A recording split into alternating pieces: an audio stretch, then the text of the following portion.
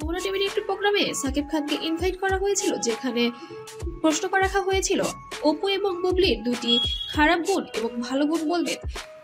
অপু বিশ্বাসের পক্ষে এবং বুবলির পক্ষে বলেছিলেন ঢালিউড সুপারস্টার সাকিব খান আমার এমন কিছু কখন বলতে চাইছি না যেটা বললে কাল থেকে একেবারে পুরো স্ক্যান্ডাল হয়ে যায়।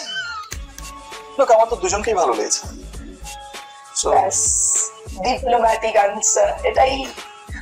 একজনকে আগে থেকেই ভালো লেগেছে, একজনকে আগে থেকেই ভালো লাগতো, আরেকজনকে নতুন করে ভালো লেগেছে। সো আমার দুজনকেই ভালো লাগে। দুজনকেই ভালো লাগে, একজন সুইট মিষ্টি আর একজন সুন্দর। দুজনের কম্পিটিশন মিলেই তো সাকিব খান। আমার দুজনকেই ভালো লাগে, তাই দুজনকেই বিয়ে করেছিলাম। তবে অপু বিশ্বাস আমার অনেক যত্ন করে এবং আমার সন্তানকে অনেক সুন্দর করে মানুষ করছে, যার প্রতিচ্ছবি হিসেবে আমি অপুকেই মেনে নিব এবং অপুর প্রতি কৃতজ্ঞতার যেন শেষ নেই আমার। অপু আমার পরিবারকে যেমন বেঁধে রেখেছে, তেমন আমাকেও যত্ন সহকারে সামনে এগিয়ে যেতে সহযোগিতা করছে। তবে একটা মিক্স এন্ড ম্যাচই হচ্ছে শাকিব খান। সামটাইমস কাউকে কেয়ার করে না, ভয় পায় না।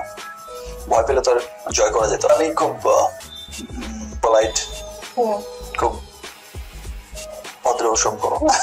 আমি নর্মালি খুব নর্মালি আমাকে নিয়ে বলতে গেলে আমি নর্মালি খুব